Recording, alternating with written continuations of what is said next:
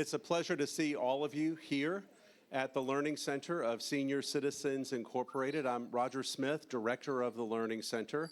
And for a lot of you, your cars turn automatically onto Jasper Street and you know exactly where you're going. And that's great. We really, really appreciate our faithful members and visitors who come here all the time. Sometimes people ask if they can apply for cot space in our rooms, and it's something we need to look into. However, I know that many of you are brand new to the Learning Center and to Senior Citizens Incorporated, and if that is your case, I want you to feel a particular sense of warmth and welcome from the community around you, and that is exactly what I call our membership here at TLC. It's a community of learning, and it's a community of caring as well. Maybe the last time you were in this room was a year ago or so when we did what was our first annual Who's Reading Banned Books and Why program. I don't know exactly how to describe that night to you if you weren't here to experience it for yourself. I knew that it would be a successful program. I knew that it would have excitement. I knew that it would have a string of talented people who were reading from great books that for one reason or another, or several reasons, somebody somewhere had decided was inappropriate and decided that the book needed to be banned.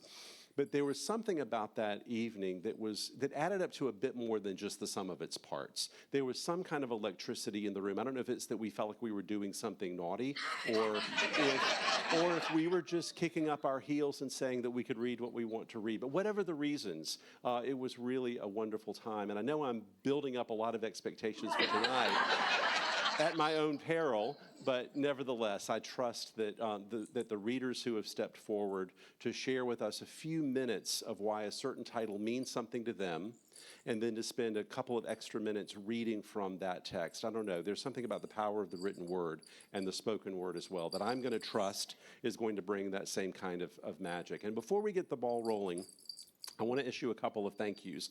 First of all, the Learning Center does not engage in programming like this all by itself. We are quite happy to bask in the warmth of a partnership, an ongoing partnership with the Savannah Yamacraw branch of ASALH, the Association for the Study of African American Life and History. This is a relationship that has just grown over the last several years, and it's one that we at the Learning Center and Senior Citizens treasure more every single year. I don't know if there's anybody from ASALH who's here. Is Carolyn? I don't see Carolyn Black here, but raise your hand if you're an ASALH member. And I'll say that, our Vice President is here. Would you like to say anything about the partnership? Anybody? It's really okay if you don't. That's all right. That's all right. He's looking around. Happy to engage in this partnership year after year. Yes, Lim, you want to? So I am the Vice President of ASALH, and welcome again. I'd just like to share with you briefly the importance of this partnership we have, because Carter G. Woodson, the founder, also was an avid reader. He read to the West Virginia coal people, and in that mining community, he embraced the opportunity for them to read as he read the newspaper to them, sharing what was the ongoing news of the day. So as we move forward, he then, in his later life, became so important that we celebrate African American History Month. This year, 2025, it is the theme title of Labor and African Americans. Carter G. Woodson began spreading even further his importance of this by simply reading to others and embracing 50 different states and other communities around the world to have ASALH, the African American Study of Life and History. So the people who raised their hands, please talk to them. It's an open invitation for all of you to join. Thank you very much. Thank you, Lim. I want to add that Lim and Patricia Patterson both are active and participatory members of the Learning Center as well. So my favorite category of people are those who are ASALH members and Learning Center members. So just file that away and do with that as you will. One more partnership that I want to acknowledge before we get started is that partnership that we have, a promotional partnership with Savannah's Black Heritage Festival. And I understand that there's someone who can speak to that for us tonight. Is that right? Or would you like to? Please. You're welcome to come forward if you would like, yes. I would love to use teacher voice, but that doesn't always work. Okay, well, on behalf of the Savannah Black Heritage Festival, we're always glad to partner with other agencies. As an educator, I can't even imagine a life where there are books and that they were banned, so I'm really looking forward to this. And we invite you to come out to the festival, which is sponsored with an investment from the city of Savannah. We have a lot of great events. One of our big events that's coming up this Thursday night is at the Civic Center at 7 p.m. while ethnic. So please come out, and we invite you to bring a friend, grab many friends to come out to the Civic Center on Thursday night. And we ask you to please check SavannahBlackHeritage.org so that you can see the other events that we have.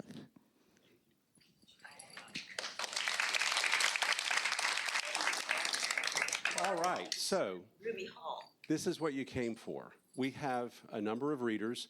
All of them are in the room, with the exception of one. Senator Derek Mallow is in Atlanta, so I have my Zoom screen open here. When it's his turn, we will admit him into the room and we'll give him the chance to read from his book. So we're going to start with probably the newest addition to the Savannah cultural community, and that is Executive Director of the Live Oak Public Libraries, a new friend named Lola DeWitt. So please give her a very warm Savannah welcome.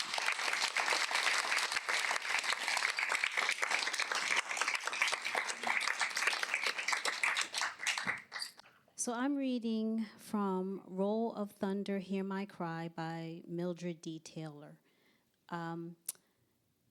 I chose this book because it was important to me when my family moved from the inner city of Camden, New Jersey, into the suburb of Pensacola, New Jersey, which was predominantly white. And at the time, I was about 7, 8 years old, and I didn't have any experience of being around predominantly white people. I was very insular with the black community and my black family. And right before we moved, the children in my classroom found out where we were moving, and they would say things like, "You're moving out where the KKK is." And I had no idea what that meant. I would go home and I would tell my parents, and my parents started to educate me on racism and what I might encounter moving into this suburb. And it ended up being much more horrible than what my former classmates told me. And so my mother and an aunt of mine who was an educator got together and started giving me some books to read to help me retain my pride of being a black child and continuing to be proud of our culture. And so this was one of the books that I read. Baby, you had to grow up a little today. I wish, well, no matter what I wish, it happened. And you have to accept the fact that in the world outside this house, things are not always as we would have them to be. But Mama, it ain't fair. I didn't do nothing to that confounded Lillian Jean. How come Mr. Sims went and pushed me like he did? Mama's eyes looked deeply into mine, locked into them, and she said in a tight, clear voice, "Because he thinks Lillian Jean is better than you are. Cassie, and when you, that old scrawny chicken leg, snaggletooth cross, Cassie, Mama did not raise her voice, but the quiet force of my name silenced me. Now, she said, folding my hand in hers, I didn't say that Lillian Jean is better than you. I said Mr. Sims only thinks she is. In fact, he thinks she's better than Stacy or Little Man or Christopher John. Just 'cause she's his daughter? I asked, beginning to think Mr. Sims was a bit touched in the head. No, baby, because she's white. Mama's hold tightened on mine, but I exclaimed, ah, shoot, white ain't nothing. Mama's grip did not lessen. It is something, Cassie. White is something, just like black is something. Everybody born on this earth is something, and nobody, no matter what color, is better than anybody else. Then how come Mr. Sims don't know that? Because he's one of those people who has to believe that white people are better than black people to make himself feel big. I stared questioningly at Mama, not really understanding. Mama squeezed my hand and explained further. You see, Cassie, many years ago, when our people were first brought from Africa in chains to work as slaves in this country, like Big Ma's Papa and Mama? Mama nodded. Yes, baby, like Papa Luke and Mama Rachel, except when they were born right here in Mississippi. But their grandparents were born in Africa, and when they came, there were some white people who thought that it was wrong for anyone to be slaves. So the people who needed slaves to work in their fields and the people who were making money bringing slaves from Africa preached that black people weren't really people like white people were, so slavery was all right. They also said that slavery was good for us because it taught us to be good Christians like the white people. She sighed deeply, her voice fading into a distant whisper. But they didn't teach us Christianity to save our souls, but to teach us obedience. They were afraid of slave revolts, and they wanted us to learn the Bible's teachings about slaves being loyal to their masters. But even teaching us Christianity didn't make us stop wanting to be free, and many slaves ran away. Papa Luke ran away, I reminded her, thinking of the story of how great-grandpa had run away 3 times. He had been caught and punished for his disobedience, but his owners had not tried to break him, for he had had a knowledge of herbs and cures. He had tended both the slaves and animals of the plantation, and it was from him that Big Ma had learned medicines. Mama nodded again. That's right, honey. He was hiding in a cave when freedom came, so I understand. She was silent a moment, then went on. Well, after a while, slavery became so profitable to people who had slaves, and even to those who didn't, that most folks decided to believe that black people really weren't people like everybody else. And when the Civil War was fought, and Mama Rachel and Papa Luke and all the other slaves were freed, people continued to think that way. Even the Northerners who fought the war didn't really see us equal to white people. So now, even though 70 years have passed since slavery, most white people still think of us as they did then, that we're not as good as they are. And people like Mr. Sims hold on to that belief harder than some other folks because they have little else to hold on to. For him to believe that he is better than we are makes him think that he's important simply because he's white. Mama relaxed her grip. I knew that she was waiting for me to speak. There was a sinking feeling in my stomach, and I felt as if the world had turned itself upside down with me in it. Then I thought of Lillian Jean, and a surging anger gurgled upward, and I retaliated. Well, they ain't. But I leaned closer to Mama, anxiously hoping that she would agree with me. Of course they aren't, Mama said. White people may demand our respect, but what we give them is not respect but fear. What we give to our own people is far more important because it's given freely. Now, you may have to call Lillian Jean Miss because the white people say so, but you'll also call our own young ladies at church Miss because you really do respect them. Baby, we have no choice of what color we're born or who our parents are or whether we're rich or poor, but what we do have is some choice over what we make of our lives once we're here.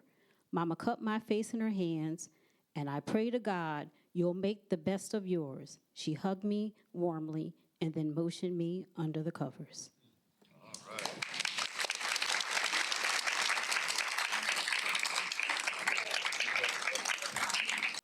I'm sure that we all know and realize implicitly that a public library is not only a gateway to discovery for young people and old people and everybody in between, but it's very often the battleground where banned books and books are challenged. And so, Lola DeWitt, we appreciate your leadership in our community.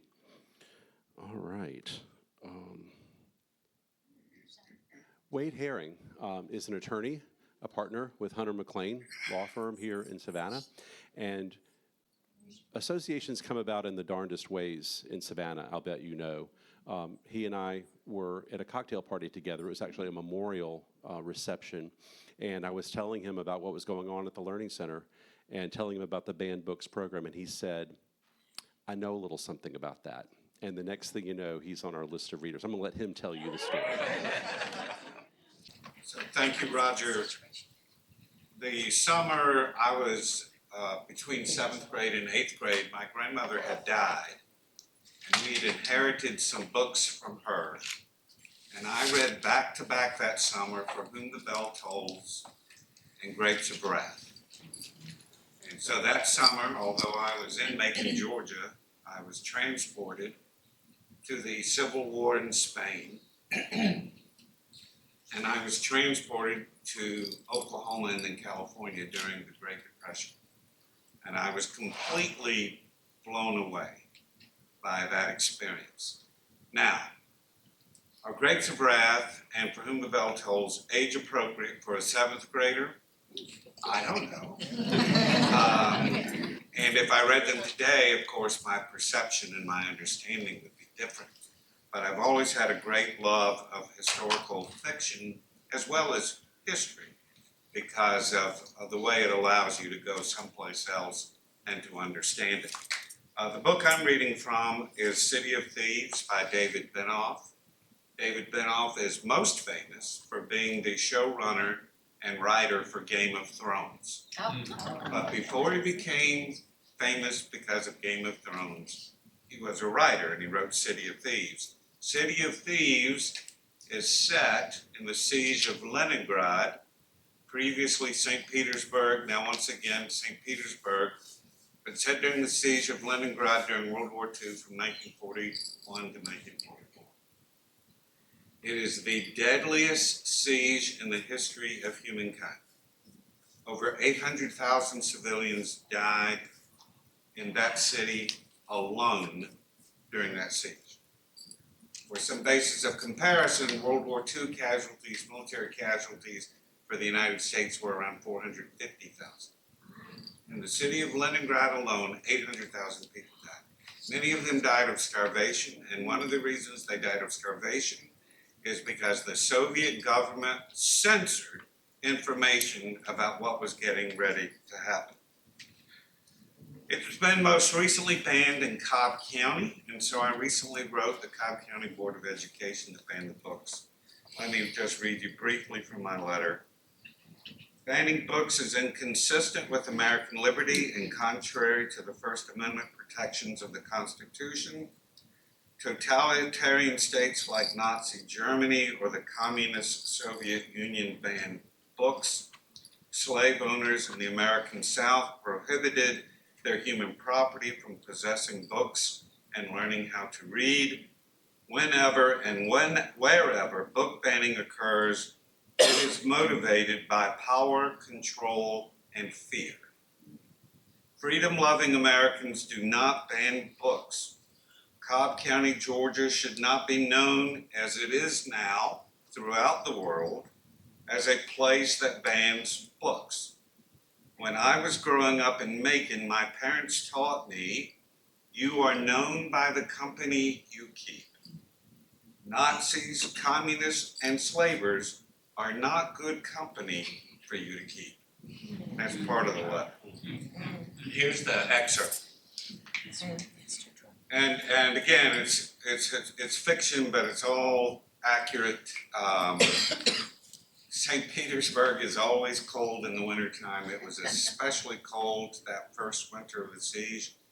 Temperatures minus 30 Fahrenheit, and they would stay there. You have never been so hungry. You have never been so cold. When we slept, if we slept, We dreamed of the feast we had carelessly eaten 7 months earlier. All that buttered bread, the potato dumplings, the sausages, eaten with disregard, swallowing without tasting, leaving great crumbs on our plates, scraps of fat. In June of 1941, before the Germans came, we thought we were poor, but June seemed like paradise by winter. At night, the wind blew so loud and long, it startled you when it stopped. The shutter hinges of the burned-out cafe on the corner would quit creaking for a few ominous seconds, as if a predator neared and the smaller animals hushed in terror. The shutters themselves had been torn down for firewood in November. There was no more scrap wood in Leningrad.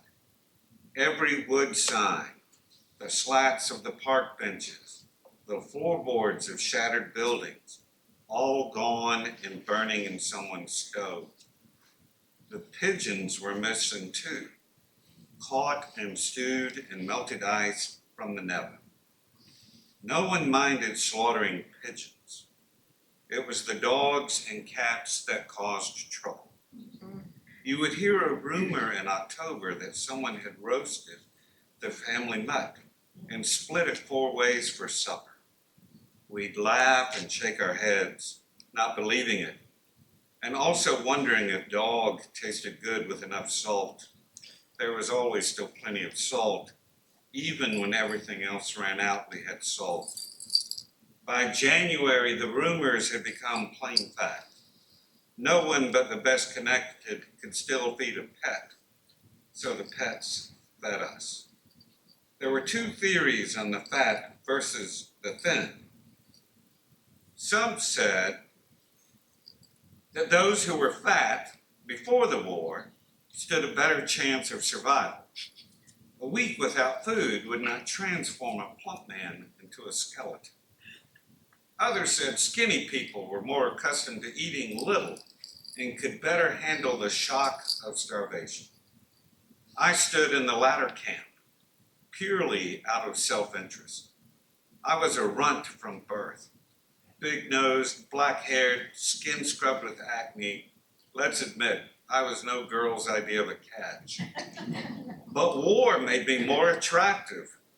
Others dwindled as the ration cards were cut and cut again, having those who looked like circus strongmen before the invasion. I had no muscle to lose. Like the shrews that kept scavenging while the dinosaurs toppled around them, I was built for deprivation. Thank you.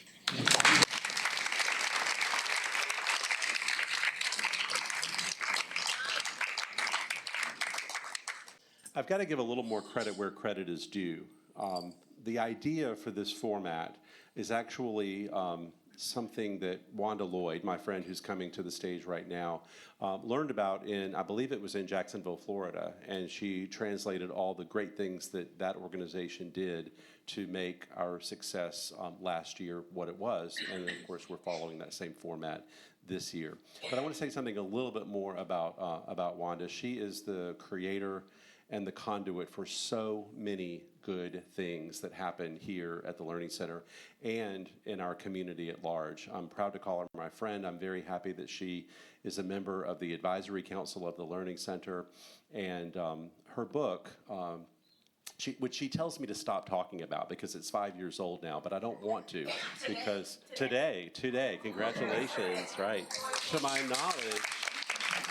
knowledge, your book hasn't been banned, but it could be. It absolutely could be. It's called Coming Full Circle from Jim Crow to Journalism, which is a wonderful account of Wanda, a native of Savannah, growing up here, and then to go on to a really phenomenal career in journalism. And to be one of those people who can live anywhere she wants, and she chooses to come back to this community very much to our advantage and to our benefit. So, Wanda, it is your turn to read, my friend.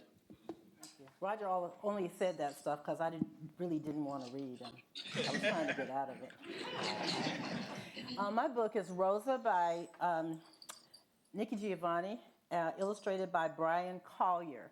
And as I was trying to think of a book to read and going through the lists of banned books, Nikki Giovanni passed away.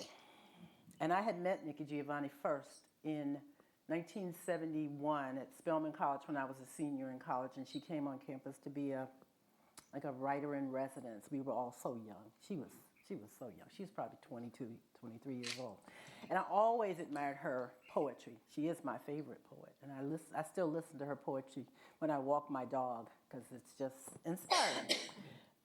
But when so shortly after she passed away, there was a video that I saw on social media, an interview that she had done fairly recently, and she said, I want to write banned books, and nobody's banning my books.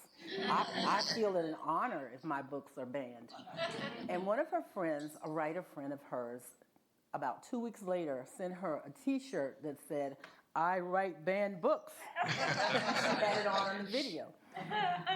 So, of course, because she said that, I went looking for her banned books. And the only banned books I could find by Nikki Giovanni was Rosa, about the life of Rosa Parks, which I thought, everybody knows that story. Why in the world would that get banned? So don't ask me why this book is banned, because I really don't know. As far as I know, Roger, this is the first children's book that we've had in this series of banned books readings, and so I'm very proud to do that. I promise I won't hold it up and show you all the pictures like I would do if I was in an elementary school.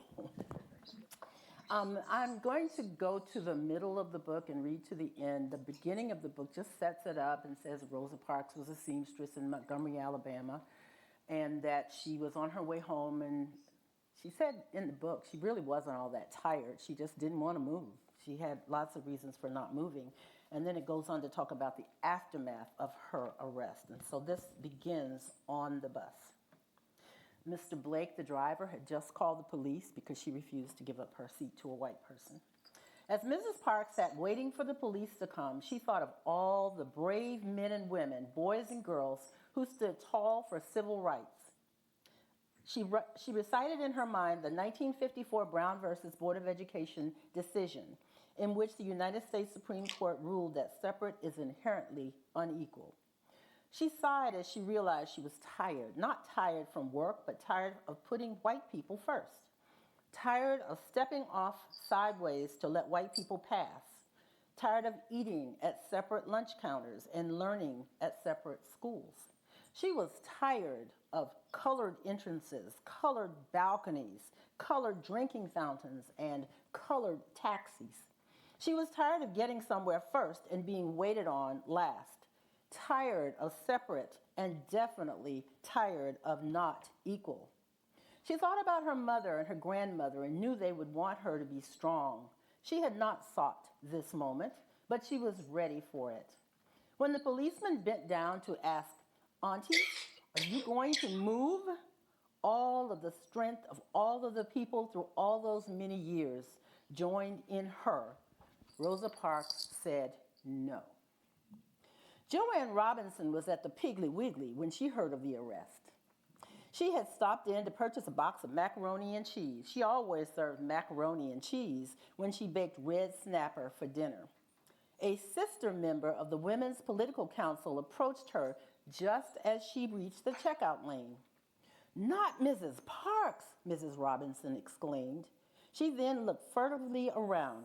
Pass the word that everybody should meet me at my office at 10 o'clock tonight, she said. Mrs. Robinson was also Dr. Robinson, a professor at Alabama State, the college designated for colored people, and she was the newly elected president of the Women's Political Council.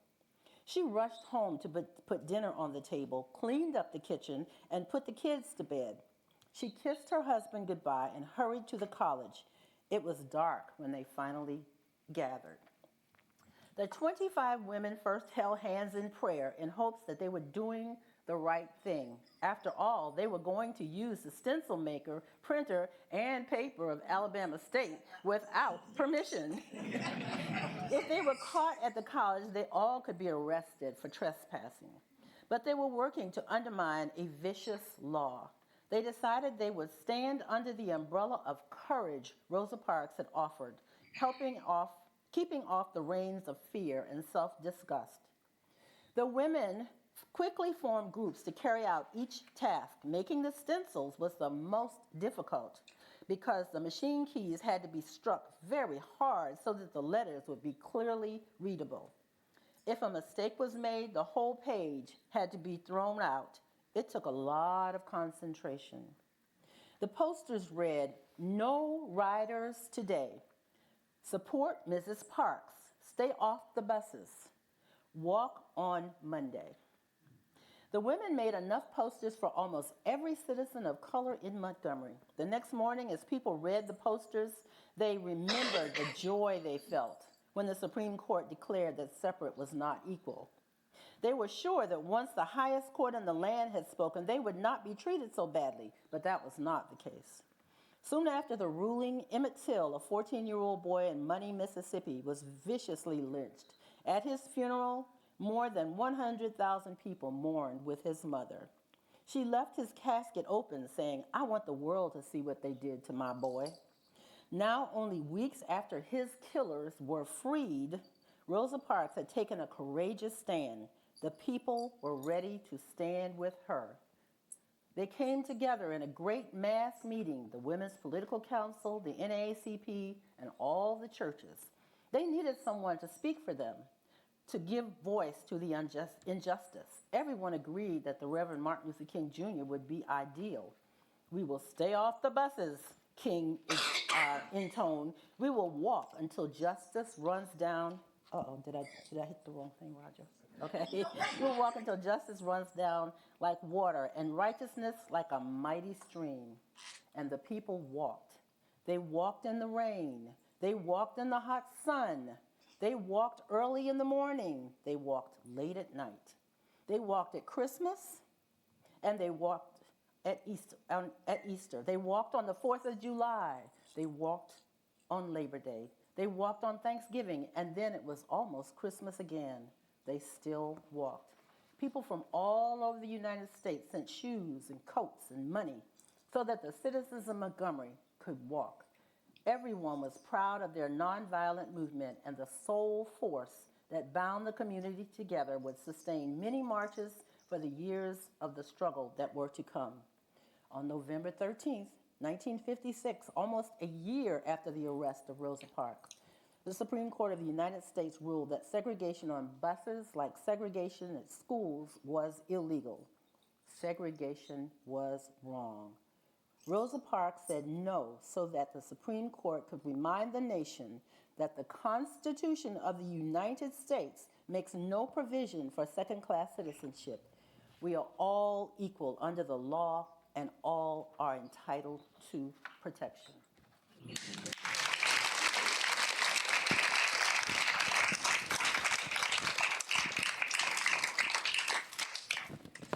Next, we have Patty Lyons. And in case you don't know Patty, you should. She's the president and chief executive officer here at Senior Citizens Incorporated.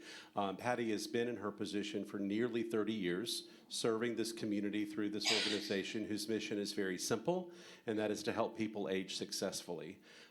Patty and I go back nearly 25 years, and I understand after the fact that there were a number of people in her camp of friends and in my camp of friends who wondered how two friends would work together. And I'm really, really glad to report that 18 and a half years later, everything's working out just fine. But in all seriousness, Patty is the kind of executive director and friend who encourages all of us here at Senior Citizens to dream ambitiously, and that is the reason you're here. That is the reason there is a learning center, for her vividness and creativity and her broad-minded approach to the mission of this organization. And as if I needed another reason to love Patty Lyons, she's the only reader tonight who's chosen a book from French literature. So that's a particular love of mine. And she gave us candy, in case you wondered. So, please welcome Patty Lyons.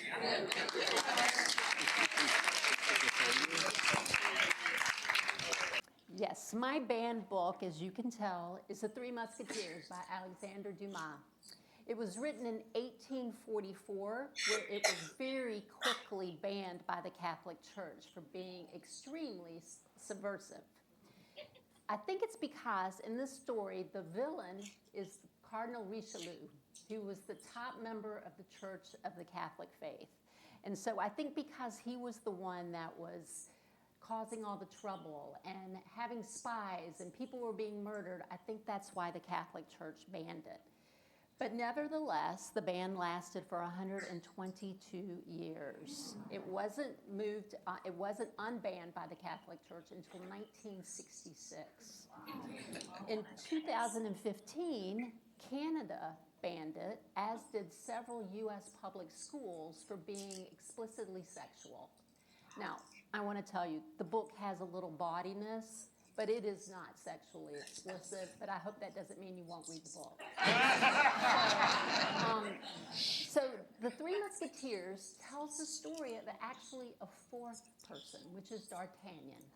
And D'Artagnan was a young man from Gascony who heads to Paris with a letter of introduction because he wants to be a musketeer. Now, the musketeers were an elite group of swordsmen who had pledged their loyalty to the King of France and not the Cardinal. And they were charged with doing whatever the king needed for the good of the country. Now, D'Artagnan was young, handsome, headstrong, but easily insulted. He gets into a skirmish on his very first night away from home, where he promptly loses the fight, but also loses his letter of introduction. And when he arrives in Paris, he shows up at the Musketeer headquarters just saying, I want to be a musketeer. And while he's giving his impassioned, this is why I need to be a musketeer, he looks out the window and sees the man who insulted him on that first night by insulting his old horse. So in his haste to leave the musketeer and catch this man, he manages to insult Athos, Porthos, and Aramis, the three top musketeers. Each one of them, because he's insulted them gravely by bumping into him, challenged him to a duel. So he agrees. They all show up, not realizing that these three friends who were each other's second were scheduled to duel at noon with D'Artagnan. The next one was at 1, and the next one was at 2. And so they get ready to duel, and the Cardinal's men show up because dueling is forbidden by the Cardinal. But they tell D'Artagnan that he can leave because he's just a lad. But he quickly makes the decision that changes the course of his life and decides he's going to fight with the Musketeers. So that begins a tale of friendship, court intrigue, lots of sword play, adventure, and yes, romance, but not sexually explicit. So upon its publishing of The Three Musketeers, it was wildly successful despite the ban. And Alexander Dumas, who was considered a black man because his father was of mixed race, and he had faced a great deal of discrimination, even in Paris, which was supposed to be a much more open society. But he said thanks to the popularity of The Three Musketeers, he became popular. In fact, he became, and it still is, one of the most widely read authors in French history. He was extremely prolific, penning more than 100,000 pages of published works. And while Dumas also wrote The Count of Monte Cristo and The Man in the Iron Mask, it was The Three Musketeers that became his most well-known piece. There are statues of D'Artagnan and the three friends all throughout France. And you've got it, I threw one of them up there for you. There were more than 50 movies made from the book. And a Hallmark movie, which is the ultimate claim to fame, in 2004 had La Femme Musketeer. There have been 4 BBC series. Disney even made a Three Musketeer cartoon movie with Mickey, Donald, and Goofy.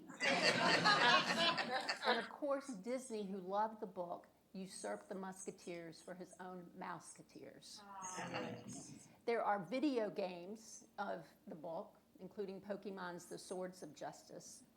And the names of the Three Musketeers was the winning answer to the game show that changed the life of the young man in the Oscar-winning movie Slumdog Millionaires. There is an opera that Dumas actually wrote the libretto for. It's been on Broadway multiple times, and as you saw in your chair today, it's even a candy bar. And it gave us one of our most famous literary lines of all time. One, all for one, and one for all. But it also gave us the line, united we stand, and divided we fall. Now, I've read this book many times in my life. It first time was in high school in a ratty old paperback, which I was going to bring for you, but literally it was falling apart. When I read it that first time, I was swept away by the adventure, the unshakable bonds of friendship, and that people were judged by their actions and not the stereotype that society had put on them. Gascons, which is what D'Artagnan was, were not expected to be leaders. And there he was. And I also loved it for the band romance. After all, I was 16 years old, and D'Artagnan manages to fall in love twice in this book on immediate sight with a woman. I thought that was grand. I read it again when I was about to graduate college, and it was a gift from my mother because she knew how much I loved the book, and I've got it with me. It's a leather-bound book. This time, what resonated with me was bravery, and that literally you should fight for your dreams, and you have to believe in yourself, because D'Artagnan knew he was musketeer worthy, even though it took almost the entire book to prove it to the rest of the world. And of course, I still love the romance. The last time was when I foolishly told Roger, oh, I want to be a speaker in the band book. This time I had to read it on an iPad because I needed it to be much better type. But what struck me this time was the inescapable consequences of one's action. The cost of living with the decisions that you make, whether those decisions are right or whether they're wrong. And okay, yes, I still love the romance even after all this time. So my reading tonight is from the beginning of the book. It is as our hero bids goodbye to his parents. Now, let me tell you, if you do read this book, and I really do hope you do, one of the traits of Dumas's writing is that if it could be said in 10 words, he says it in 30. But they are truly words of beauty. And so I hope this reading gives you an example. My son, be worthy of your noble name, worthily borne by your ancestors for over 500 years. You are young. You ought to be brave for 2 reasons. The first is you are a Gascon, and the second, you are my son. Remember, it's by courage and courage alone that a nobleman makes his way nowadays. Never fear quarrels, but seek out adventures. My son, all I can give you is 15 écus, my horse, and the advice that you've just heard. Make the most of these gifts and have a long, happy life. So on leaving the paternal chamber, the young man found his mother who was waiting for him. The adieus on this side were longer and more tender than they had been at the other. Not that Monsieur D'Artagnan did not love his son, who was his only offspring, but Monsieur D'Artagnan was a man, and he would have considered it unworthy of a man to give way to his feelings, whereas Madame D'Artagnan was a woman, and still more, a mother. She wept abundantly, and let us speak to the praise of Monsieur D'Artagnan the younger, notwithstanding the efforts he made to remain firm, as a future musketeer ought. Nature prevailed, and he shed many tears, of which he succeeded with great difficulty in concealing about half. It's my hope that you will read The Three Musketeers.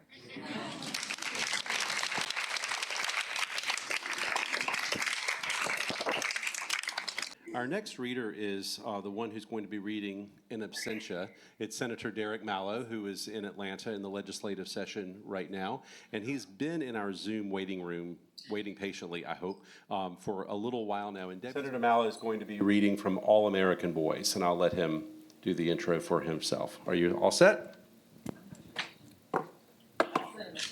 I am all set. I think I was asked to share an excerpt from the book, but before I do that, I want to talk about the impactful excerpt of the book All American Boys by Jason Reynolds and Brendan Keeley.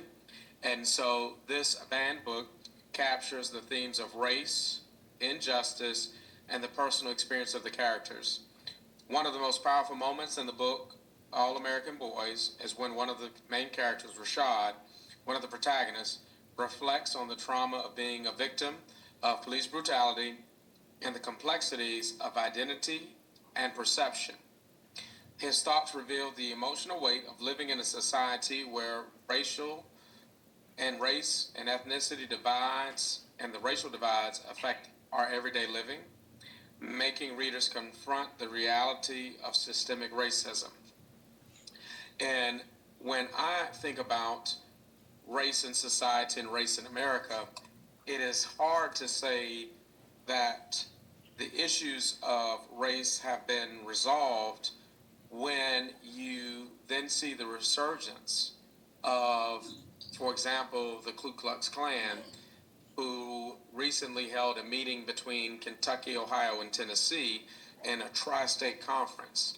And so that poses an issue for race in America when you see the emboldenment or the embodiment that groups that seek to suppress the diversity or the ethnicity of those that don't look like them in today's modern culture. And I just encourage everyone to think about the city of Savannah, for example. And you look, the year is now 2025, but we didn't integrate public schools until 1972, and that is only 53 years ago. It's not 400 years, not 100 years, not 150 years. 53 years. Many of you are looking around because you may remember that time. And so I'd like to share an excerpt from the book, and it is going to be in chapter 3 of the book. And I talk fast, y'all, so I'm going to read it slow. I'm going to read it with intonation and pitch like only a Baptist preacher could do. I finally picked out my bag of chips, barbecue, tasty, and easily beatable by mint. That settled, I reached in my backpack pocket for my cell phone to let Spoonie know I was on the way. Damn. Left it in my ROTC uniform. So I set my duffel bag on the floor, squatted down to unzip it, the bag of chips tucked under my arm. At the moment the duffel was open, the lady with the beer stepped backward, accidentally bumping me, knocking me off balance. Actually, she didn't really bump me. She tripped over me. I thrust one hand down on the floor to save myself from a nasty face plant, sending the bag of chips up the aisle while she toppled over slowly, trying to catch her balance. But falling and falling, half on me, half on the floor, the bottle she was holding shattered, sudsy beer splattered everywhere. Oh my God, I'm so sorry, the lady cried. And before I could get myself together and tell her that it was okay, and that I was okay, and to make sure she was okay, the guy who worked at Jerry's, who everyone knew wasn't Jerry, shouted, "Hey!" making it clear things were not okay. At first I thought he was yelling at the lady on some "you broke it, you bought it" mess, and I was about to tell him, "Chill out." But then I realized that he was looking at my open duffel bag and the bag of chips lying in the aisle. "Hey, what are you doing?" Me. I put my finger on my chest, confused. The cop perked up, slipping between me and the clerk to get a better look. But he wasn't looking at me at all, not at first. He was looking at the lady who was on one knee dusting off her hands. "Man, are you okay?" the officer asked, concerned. Yes, I'm... And before she could finish her sentence, the sentence that would have explained that she had tripped and fell over me, the cop cut her off. "Did he do something to you?" Again. Me? What the hell was he talking about? I zipped my duffel bag halfway because I knew that I would have to leave the store soon. No, the lady, now standing clearly perplexed by the question. "Yeah, he was trying to steal those chips," the clerk interrupted, shouting over the cop's shoulder. Then fixing his scowl back on me, he said, Isn't that right? Isn't that right what you're trying to do? Isn't that what you put in your bag?" "What? What's going on?" He accused me of the things that hadn't ever happened. Like he couldn't have been talking to me. I wanted to turn around and check and make sure there wasn't some other kid standing behind me stuffing chips in his backpack or something, but I knew there wasn't. I knew this asshole was talking to, at, and about me, and it felt like some kind of bad prank in my bag. Man, ain't nobody stealing nothing, I explained, getting back to my feet. My hands were already up, a reflex from seeing a cop coming toward me. I glanced over at the lady who was now slowly moving away toward the cookies and snack cake aisle. I was just trying to get my phone out of the bag when she fell over me. I tried to explain, but the policeman shut me down quick. Shut up, he barked, coming closer. Wait, I said shut up. He roared, now rushing me, grabbing me by the arm. Did you not hear me? You deaf or something? He led me toward the door while walkie-talking that he needed backup. Backup for what? For who? Now, you don't understand. I pleaded, unsure of what was happening. I have money right here with my free hand.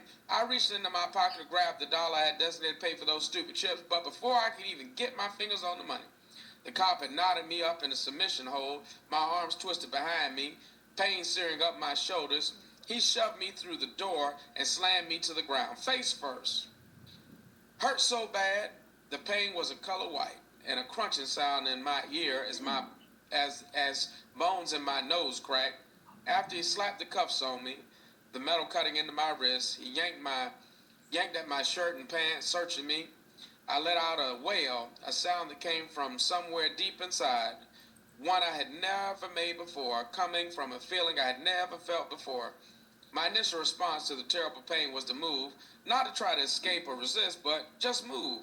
It's like when you stub your toe, the first thing you do is to throw yourself around the bed and jump around. It was the same reflex. I just needed to move, hopefully, calm the pain, but moving wasn't a good idea because every time I flipped and flapped on the pavement, with every natural jerk, the cuff seemed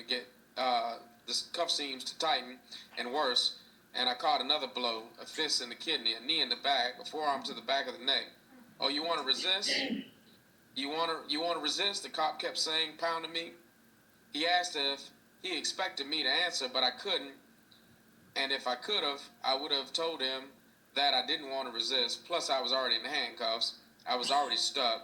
The people on the street watching, their faint murmurs of leave him alone, becoming white noise. They didn't know that I didn't want to resist. I really didn't. I just wanted him to stop beating me. I just wanted to live. Each blow equated my insides, crushing parts of me that I had never seen, parts of me I never knew were there. Effing thugs. Can't just do what you're told. Need to learn how to respect authority, and I'm gonna teach you, he taunted, almost whispering in my ear. There was blood pooling in my mouth. It tasted like metal. There were tears pooling in my eyes. I could see someone looking at me, quickly fading into a watery blur. Everything was sideways, wrong. My ears were clogged, plugged with the pressure. All I could make out was the washed out grunts of the man leaning over me, hurting me, telling me to stop fighting, even though I wasn't fighting. And the piercing sound of sirens pulling up, my brain exploded into a million thoughts. And only one thought at the same time: please don't kill me. I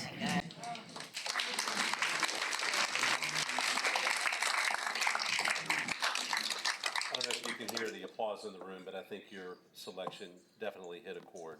So thank you so much I'm going to minimize your screen, but I'm hoping that you can stick with us because we might have some Q&A at the end. If you can't, we understand. But, it is such a wonderful thing to be a friend of Roger Moss. Because what that means, at least what it's meant to me, is that I've gotten a front row seat for an awful lot of beautiful things in this community. We first met, he and I, when he was chairing the City of Savannah Cultural Affairs Committee. And I had an ally when I didn't even know that I needed an ally. And it was a wonderful thing. Since then, I've had the great joy of seeing him be the prime mover behind the Savannah Classical Academy and the Savannah Children's Choir. And of course, on so many nights of the year, you can hear Roger himself singing at all kinds of different venues in the city. I think that I'm not trying to put him out to pasture at all, and I hope he has a long time left ahead. But for him to crown his retirement with being the president of the Savannah-Chatham County Board of Education, I think is a lovely thing to see come to fruition. We've heard from so many people tonight whose jobs and livelihoods are at the intersection of the public and reading. And I think that the head of our Savannah-Chatham County Public Schools absolutely fits that category as well. So I want you to give a nice, warm Learning Center welcome to my friend Roger Moss.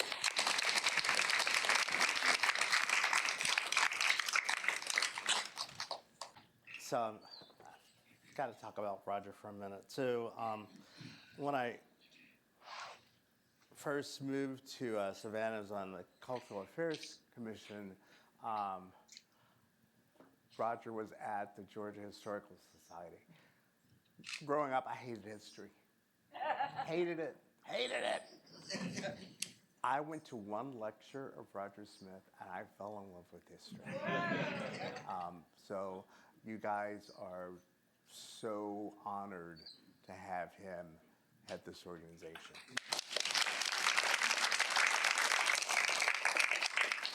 So I chose the book A Separate Piece for two reasons.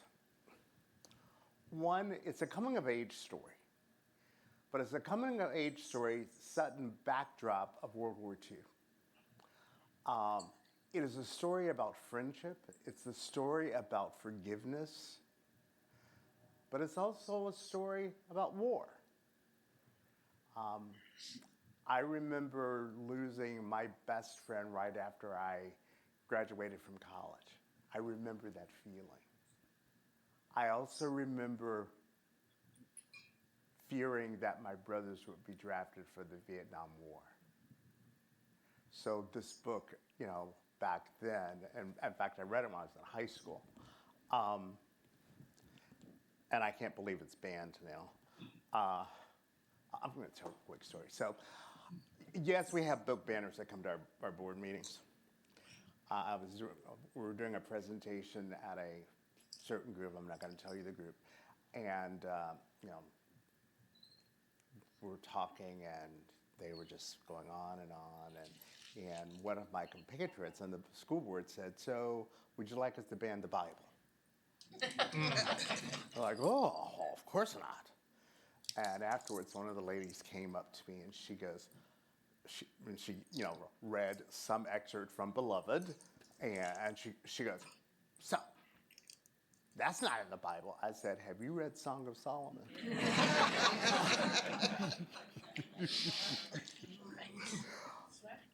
So, what I love about this book, John Knowles is one of the most amazing writers I have ever read. He paints incredible, beautiful. The reason that children need to read books is that it's art and great writing. I welcome all of you to the 40th annual GAPSO Conference. Our theme this year is Light. I'll wait. Okay, we're having a Pat of the Poem moment. Some of you got that.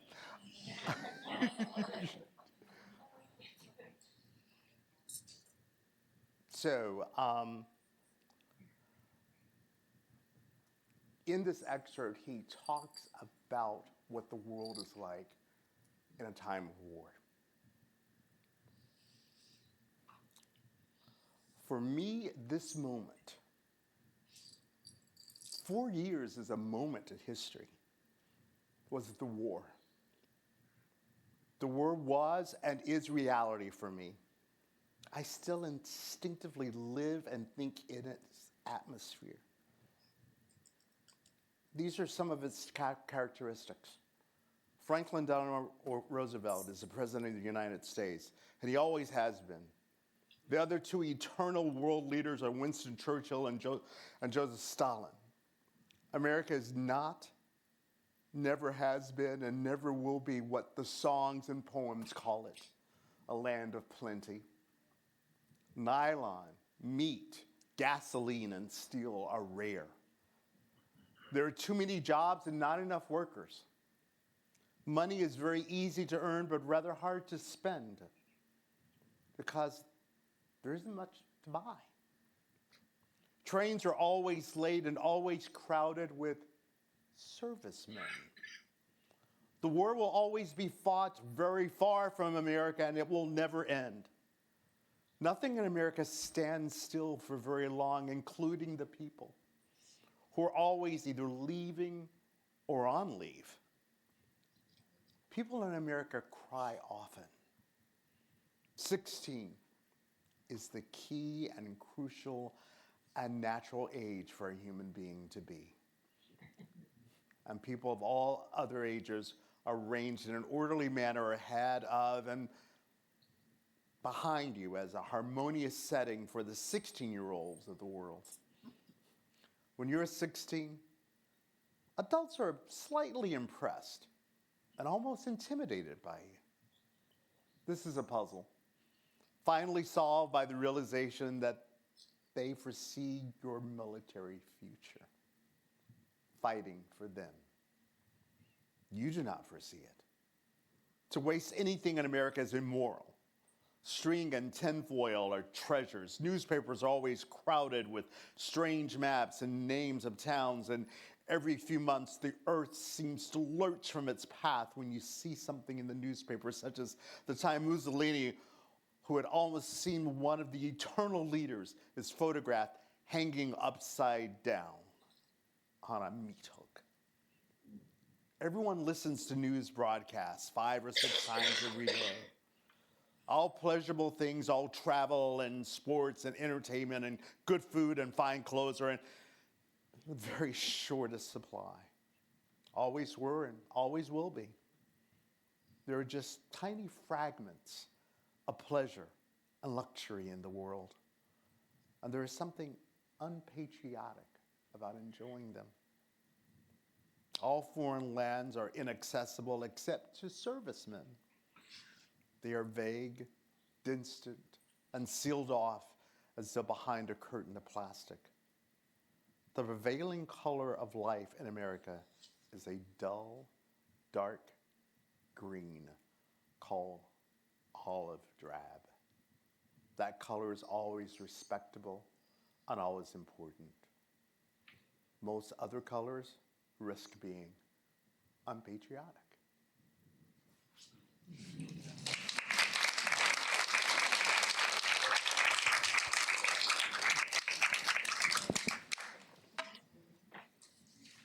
Now being a musketeer. You've earned it. Next, we have the director of our United Way of the Coastal Empire, Kimberly Waller.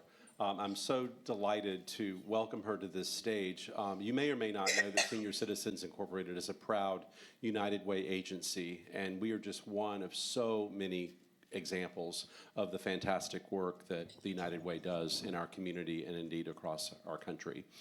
Kimberly's going to be reading from The Parable of the Sower by Octavia E. Butler, and I know you want to give her a nice warm welcome. Absolutely. Great. Well, isn't this so fun? I mean, I've really enjoyed hearing from everybody that has read so far. When I told my husband that I was invited to do this and that I said yes, he was like, "Are you sure you want to do that? You read weird stuff." And he's not wrong. My favorite genre is science fiction. Any science fiction readers? Okay. So it can get a little weird. We know it can get a little weird.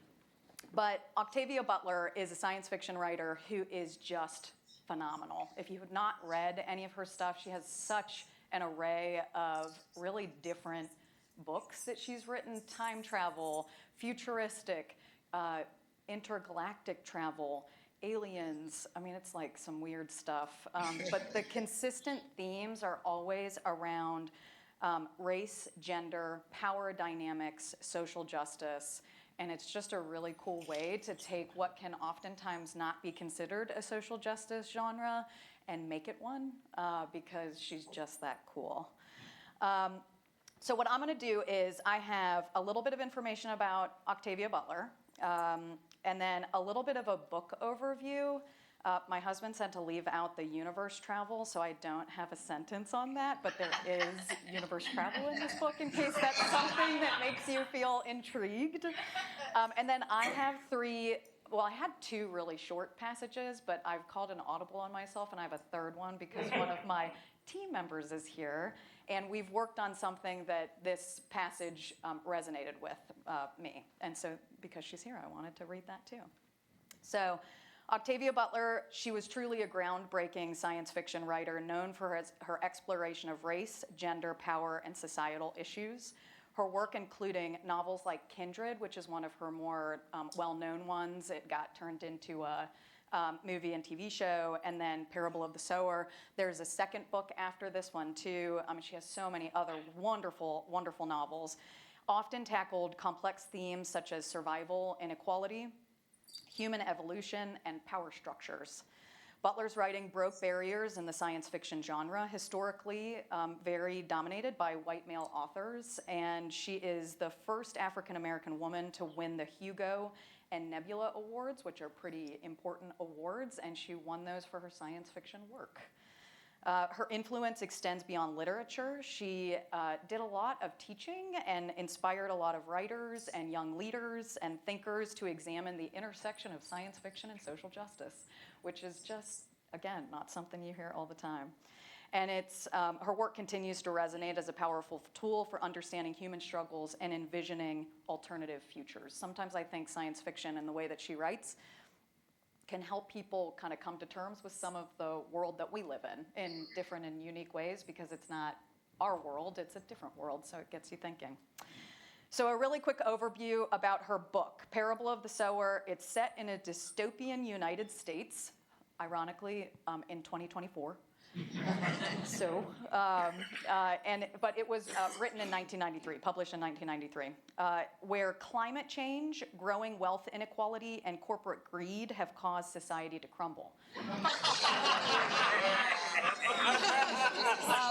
is probably why the book was banned. So, the story is told through the journal entries, which is a really cool way to write this. I love the way that she wrote this. It's journal entries. It's written from a young teenager, African-American teenager, Lauren Alamina. And something that was unique about this book, too, is that Lauren has a condition called hyperempathy. And that is the uncontrollable ability to feel the sensation she witnesses in others, particularly the abundant pain in her world. She grows up in a gated community in California where her family and neighbors try to maintain a semblance of stability while the world around her and her family turns to chaos. Lauren becomes increasingly aware that the community is not safe from the outside world's collapse, and after a violent attack destroys her community, she embarks on a dangerous journey. So it's really mostly a journey story. Along her journey, and it gets a little weird again, Lauren develops Earthseed, and that's what most of these quotes are throughout her journal, is her developing Earthseed. It's a new belief system that she writes about in her journal. It's her philosophy of life. Lauren's growing Earthseed philosophy offers hope and a plan for survival, and she begins to share it with others she meets along the way and uses it as the foundation for humanity's future. So you can just imagine where the universe travel comes into place there, but it's in there, but I left it out. But now I've added it back in. So the first passage kind of connects to her hyperempathy. It was a concept that was very intriguing to me. It was kind of a theme throughout the entire book. And so the first passage is, "It's beyond me how one human being could do that to another. If hyperempathy syndrome were a more common complaint, people couldn't do such things. They could kill if they had to, and bear the pain of it or be destroyed by it. But if everyone could feel everyone else's pain, who would torture? Who would cause anyone unnecessary pain? I've never thought of my problem as something that might do some good before, but the way things are, I think it would help. I wish I could give it to people. Failing that, I wish I could find other people who have it and live among them. A biological conscience is better than no conscience at all." I thought that was a really interesting passage of hers, and I just read it over and over and over again. And just that concept of, if we could feel the impact that we have on others, what our world would look like, I think it would look pretty different. Okay, the audible that I have is a passage that talks a little bit about, there's a consistent theme throughout about increasing storms and increasing damage of the storms that were getting more and more intense across the country. Sherry Dean is here from the United Way. And we all know that this past fall, we had some pretty bad storms hit our community. And it was really the first time that I've been in a role where I saw the impact of the storm. And let's be clear, natural disasters can hit anybody at any time, no matter who you are, no matter what income you're at, no matter where you live. But it's also true that natural disasters and storms like that have a disproportionate impact across a variety of different communities and populations. So this is a quote from her book. There's a big early season storm blowing itself out in the Gulf of Mexico. There are over 700 known dead so far. That's nature. Or is it God? Most of the dead are the street poor who have nowhere to go, who don't hear the warnings until it's too late for their feet to take them to safety. Where's safety for them anyway? Is it a sin against God to be poor? We're almost poor ourselves. There are fewer and fewer jobs among us, more of us being born, more kids growing up with nothing to look forward to. One way or another, we'll all be poor someday. The adults say things will get better, but they never have. How will God behave toward us when we are poor? And I think that one resonated with me as we were thinking about, we have had a lot of conversations as a team about how we can best support our community when those storms hit and making sure that we know where the need is most. And lastly, an uplifting quote. So towards the end of the book, as she's on her journey and she's getting these friends who are like her and who are invested in thinking through how to survive, and not just survive, but how to create a community where people can thrive. She says, I'm trying to prepare myself for what's coming. I'm trying to make myself ready. I'm not sure how much of the world I can save, but I know that I can change myself. I can make myself what I need to be to survive. If I do that, maybe I'll be able to help other people too. This passage speaks to Lauren's evolving sense of self and her commitment to both survival and change. It also reflects the theme of personal transformation, which is a central theme in her belief system, Earthseed, which it really is very unique. So if you read this book, which I encourage you to do so, but for those that like science fiction, definitely read it. For those that don't, it is odd. It's odd. It's not likely that you'll be converted to an Earthseed follower, but it will help you think about all the ways we all change and evolve to care for those in our world, despite our many challenges. Thank you.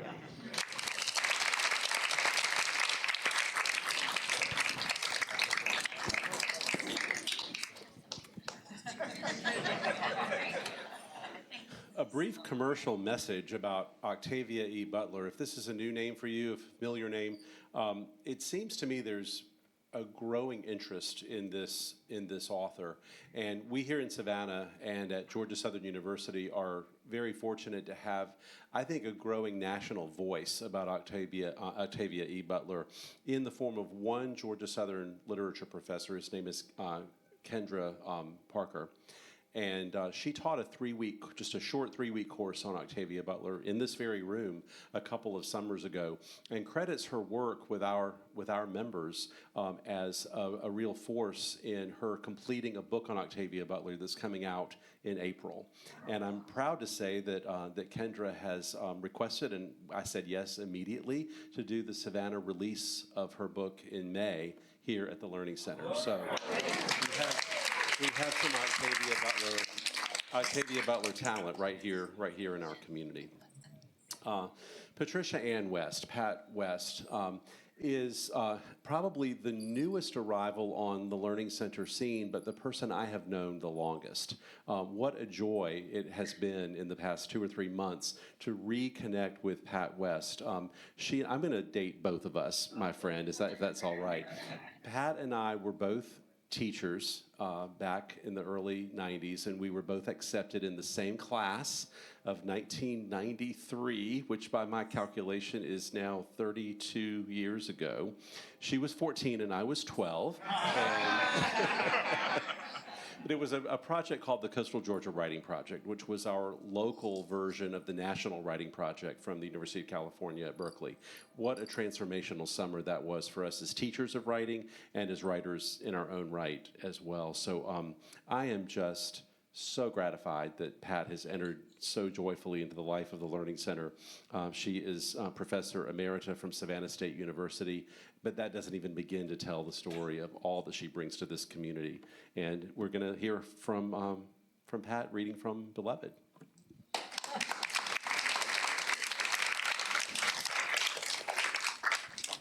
Thank you so much, Roger. Thank you so much. I feel so welcome. Was just here last week for another program, so it is an honor, and I must say, a privilege for me to be here. For me to be here. You know, I always think in terms of ironies, and you hear the term banned books. But for me, banned books had a totally different connotation for my ancestors. All books were banned, even the Bible. So it's not lost on me that I have the opportunity to come and speak to people like you, awesome people, and to have been given the gifts with which to do it. Roger spoke about the writing. That's a gift. So it's not lost on me. So I appreciate y'all being here. I tried to do the assignment. And so I'm going to talk about, well, why did I choose Toni Morrison? Why did I choose Beloved? One of my favorite authors, she's my go-to person when I'm doing literary theory in terms of African American literature or American literature. She's the go-to person, right? In 2020, I helped to organize a Toni Morrison reading at Savannah State. And I think it was about a year after she passed. And so, no stranger to me. I've quoted her in a number of papers. But why Beloved? You know, why Beloved? So it is an example. Think about what I opened up with, the irony of banned books, okay? Morrison took a truth from American history to recreate it in a fictional way. Why is it banned? Because certain Americans cannot handle the truths of slavery, its cruelty, and abuses. You read this book the first time, you're going to be shocked about some things that went on, okay? Morrison based Beloved on the real-life truths of an enslaved woman named Margaret Garner.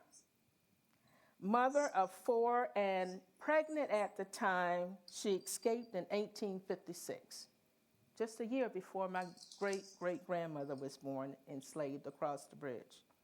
And she killed her 2-year-old child rather than have her live as a slave.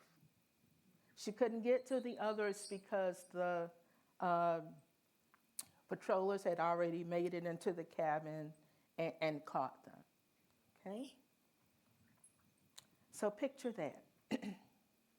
Another reason I chose Beloved is because of what Morrison does with such a difficult body of material. She recreates it, uses her writing gifts to give us a woman with dignity, grace, and power. And isn't that, okay, not picking on the men, but all of us women want that, don't we? But there are certain of us who have to fight harder for it. And so in the end, it's not all lost because Morrison gives what is called the liberatory effect. It's not all down and out, but we had that empowerment, not to give away the ending, the empowerment theme, that spirit of empowerment comes out at the end, and that's what we all want. So just let me give you just a little excerpt that will show you how this spirit of resistance results in independence and freedom, okay? Not going all the way to the end, though.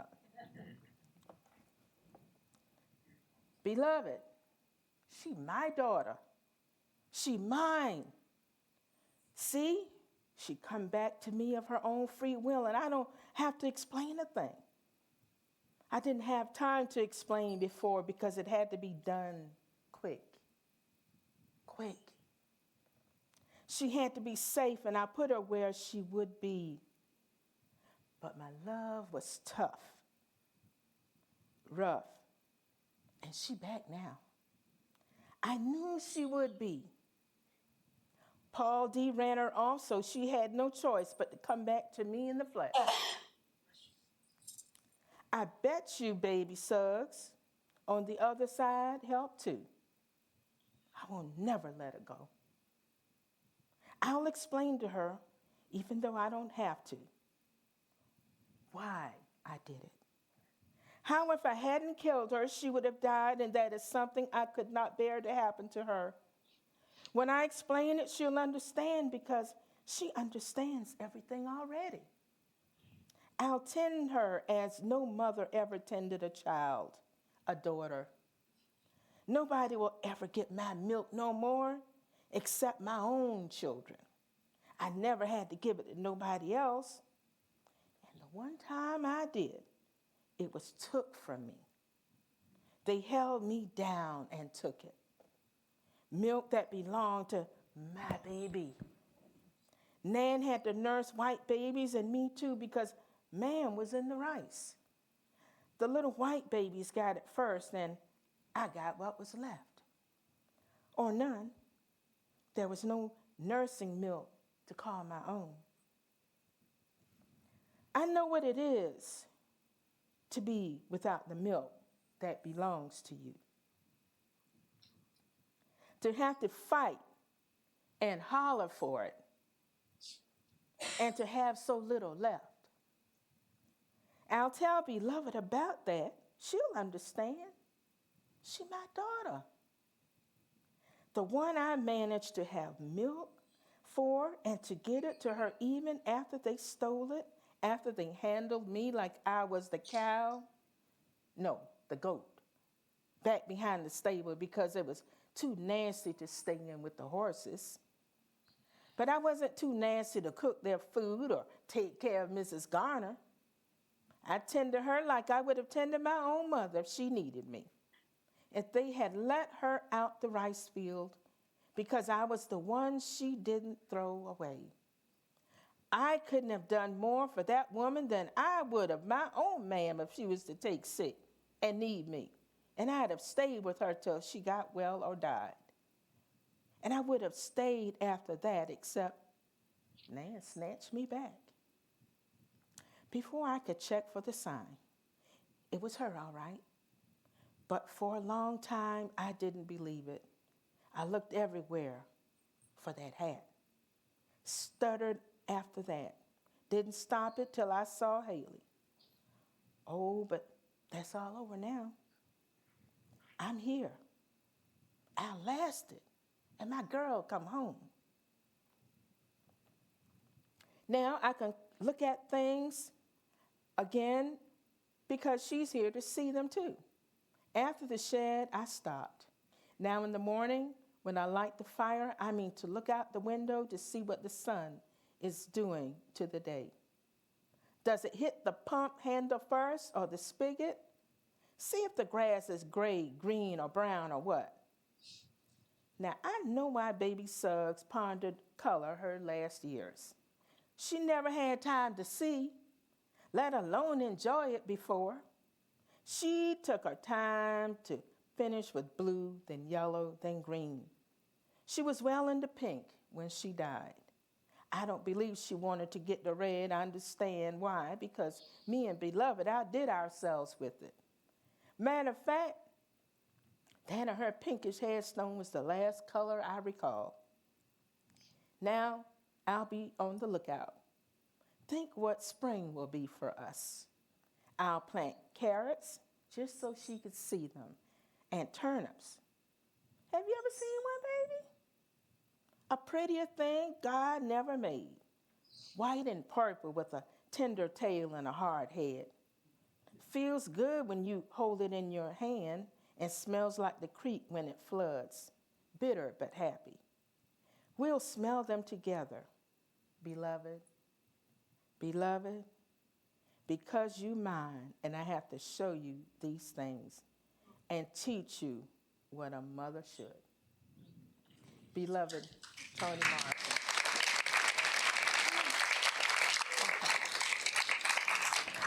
I've already alluded to the great relationship that we here at Senior Citizens have with Georgia Southern University, and that seems to be particularly true in the English department. Joyce White has been a regular instructor here, and you know that good work is happening when participants who can be anywhere, anytime they want, they can be on a tennis court, and they come to me and say, please bring her back. And that's exactly what I got after a 6-week course that we engaged here last summer to observe the 100th anniversary of the author James Baldwin. And my goodness, did Joyce hit it out of the park. It was a fabulous 6 weeks. So I'm so grateful and happy that she is part of our reading panel tonight. And I know you want to give a great welcome to Dr. Joyce White.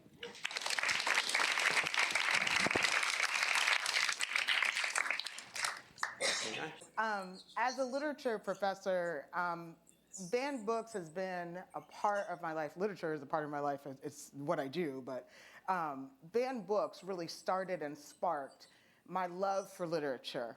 When I was in the 8th grade, The Color Purple by Alice Walker was banned. And we had a secret network. Somebody's mom had the book. And we actually passed it around to each other in an act of subversion and resistance. We read it. Now, I didn't know what Alice Walker was talking about at that age. Or maybe I knew a little bit. But banned books really started and sparked this love for something that I could hold, that was tangible, that excited me. And so it's just such a fitting full circle moment to be here talking about banned books. And Alice Walker, who wrote The Color Purple, talks about Zora Hurston and Their Eyes Are Watching God as the most important book for her in her career. And I'll say that for most contemporary Black women writers, Zora Hurston is the person, and Their Eyes Are Watching God is the book that they point to for their point of view and perspective. So why Zora Hurston? Because we would not be here and talking about contemporary Black women writers without her. Why this banned book? First of all, in Florida, hello, why would you ban a Florida writer? I don't know. That tells the history of that state. But also gives the nuance, the interiority, the absolute three-dimensional livelihood, lived experience of Black women, particularly who are at the center of her novel, in a time where they were not seen. So she gives voice to all of that. And this passage, which I'm sure you all have heard before, is just absolutely one of my favorite things in the world. And I should say that it's a part of my yearly ritual to read this book. I teach it as much as I can, but I read it every year for personal gratification and ritual. And this is the main character, Janie, springing and coming into womanhood and in the search for herself. And the thing, Edwidge Dannicott, who writes the foreword to the 75th anniversary of the book, says that all humans search for, which is love. So here we go. It was a spring afternoon in West Florida. Janie had spent most of the day under a blossoming pear tree in the backyard. She had been spending every minute that she could steal away from her chores under that tree for the last 3 days. That was to say, ever since the first tiny bloom had opened. It had called her to come and gaze on a mystery. From barren brown stems to glistening leaf buds, from the leaf buds to snowy virginity of bloom, it stirred her tremendously. How? Why? It was like a flute song forgotten in another existence and remembered again. What? How? Why? This singing she heard that had nothing to do with her ears. The rose of the world was breathing out smell. It followed her through all her waking moments, and caressed her in her sleep. It connected itself with other vaguely felt matters that had struck her outside observation and buried themselves in her flesh. Now they emerged and quested about her consciousness. She was stretched on her back beneath the pear tree, soaking in the alto chant of the visiting bees, the gold of the sun, and the panting breath of the breeze when the inaudible voice of it all came to her. She saw a dust-bearing bee sink into the sanctum of a bloom. The thousand sister calyxes arched to meet the love embraced, and the ecstatic shiver of a tree from root to tiniest branch, creaming in every blossom and frothing with delight. So this was marriage. She had been summoned to behold a revelation. Then Jamie felt a pain, remorseless, sweet, that left her limp and languid. After a while, she got up from where she was and went over to the little garden field in Tyre. She was seeking confirmation of the voice and vision, and everywhere she found and acknowledged answers. A personal answer for all other creation except herself. She felt an answer seeking her, but where? When? How? She found herself at the kitchen door and stumbled inside. In the air of the room were flies tumbling and singing, marrying and giving in marriage. When she reached the narrow hallway, she was reminded that her grandmother was home with a sick headache. She was lying across the bed asleep, so Janie tipped out of the door. Oh, to be a pear tree, any tree in bloom, with kissing bees singing of the beginning of the world. She was 16. She had glossy leaves and bursting buds, and she wanted to struggle with life, but it seemed to elude her.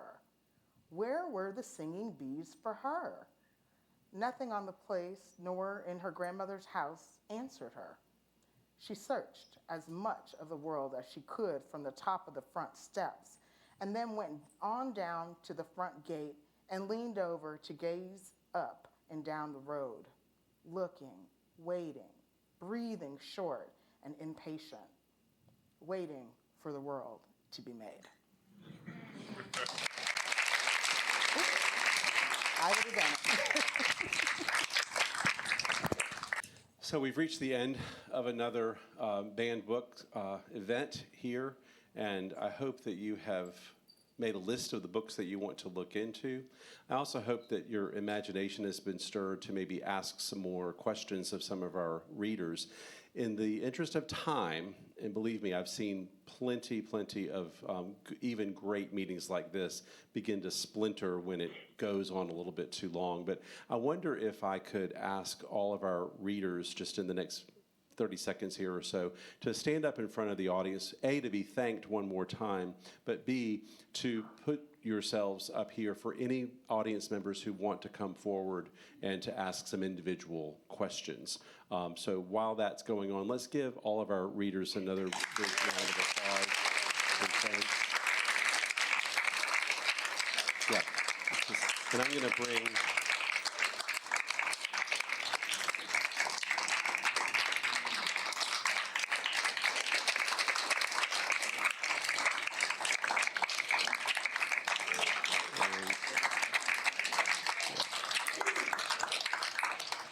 And I'll tell you, Senator Mallow is still here with us. I'm going to try to get him back on the screen, but he is here on my smaller. So if you want to talk to him, come up and stand right here, and you'll be able to chat to him a little bit. I want to thank all of you so much for spending an hour and a half of your time with us here this evening, I think on a very important subject, an important referendum to our community and to our nation. We plan on doing this again, so if you have suggestions for books, if you want to put yourself forward as a reader, we'll be all ears. Wanda, thank you for the great partnership that you and I have enjoyed here together, making this happen again, and we look forward to seeing all of you. And we'll see some of you tomorrow morning in class, I know, but the rest of you, I hope that you'll come back to the Learning Center and to Senior Citizens again really soon. So thank you and good night.